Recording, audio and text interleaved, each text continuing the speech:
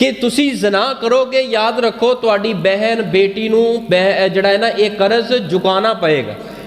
بعض معاشرے دے اندر تساں حدیث دے حوالے دے نال یا اقوال دے حوالے دے نال کچھ خطباء دے کولوں سنیا بھی ہوئے گا اور سوشل میڈیا تے پوسٹاں پڑھیاں بھی ہون گیاں کہ جڑا زنا ہے نا یہ ہے قرض۔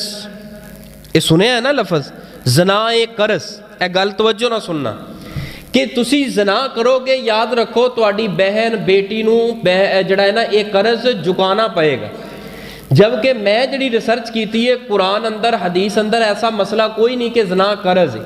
یہ یار پتہ نہیں کتھوں مسئلہ کر لیا ہے، حدیث دے اندر تے مسئلہ کوئی نہیں۔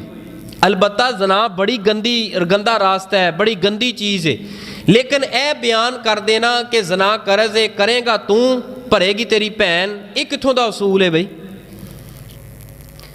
اللہ قرآن اندر فرماندے نے ہر کوئی اپنا وزن اٹھائے گا، کوئی دوسرے دا وزن نہیں اٹھائے گا۔ یہ کیویں ہو سکتا ہے گناہ ایک بندہ کرے تے او دا وزن جڑا ہے دوسرا اٹھائے؟ البتہ گناہ بڑا برا راستہ ہے، یہ دی سزا بڑی سخت ہے، یہ دی ممانعت بڑی ہے، مذمت بڑی ہے، لیکن یہ مسئلہ کوئی نہیں گا کہ ایک بندہ زنا کرے او دی بیٹی او جڑا زنا ہے باپ دا اٹھائے، بھائی دا اٹھائے، خامد دا اٹھائے، بیوی اٹھائے، نہیں۔